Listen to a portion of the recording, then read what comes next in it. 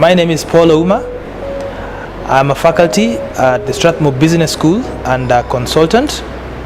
My core area is entrepreneurship and family business, more specifically focusing on how family businesses have developed and how to help them develop and how to ensure that they're able to transition across different generations.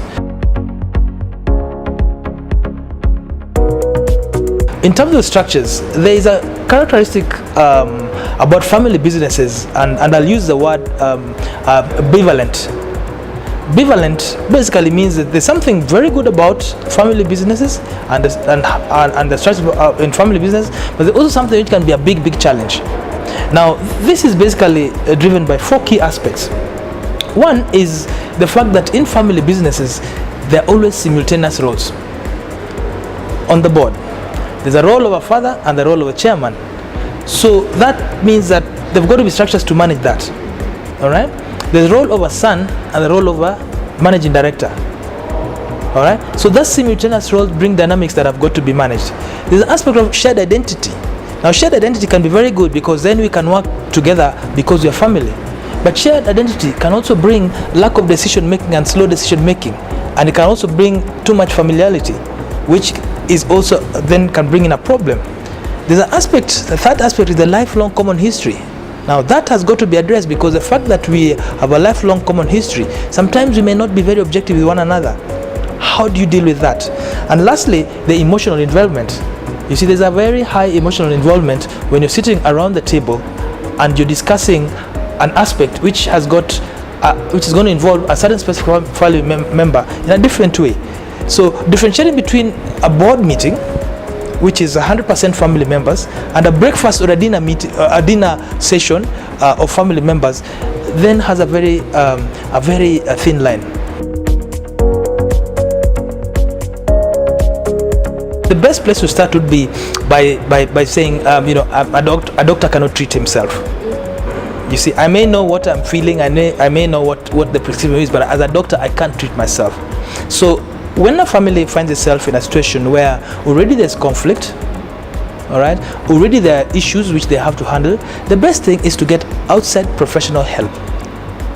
And here, it's different from getting outside family help. All right, it would be great if you can get outside professional help who are also family. But normally, when you bring outside family help as a start, then immediately chances are that there's a likelihood of one party saying so and so is aligned to that particular family member. All right. So, and the other thing, crucial thing would be as you get outside family help, outside professional help, it is a team. There are professionals who help family businesses, and I say that they're basically 5 key kind of professionals who have got to work as a team. Okay. Now, the first is, of course, the finance professional who will talk about numbers. Okay. Then there's the legal, all right, who will talk about structures and legal. Then 3, there's the psychologist who will say, look, what are the issues around these relationships? How can we manage the issues around these relationships so that you can make sure that these relationships are well managed? Okay. We then have the family business consultant, the one who is going to bring together all these people, okay, to ensure that they work as a team. Because without that, it becomes very difficult. All right. And then, of course, there's the management consultant who's going to say, hey, where's the strategy? How can we work around the strategy? And what strategy should we have so this tie up? Now, the most important thing is how do you get these 5 people speaking in the same voice? It's also crucial to ask yourself, who are the outside eyes that you have who are working with you? Do they have the competences to understand that family business is a very specialized area? When you go to the developed world and also now, you find that the core thing is that in managing a family business, that has got to be done by a team.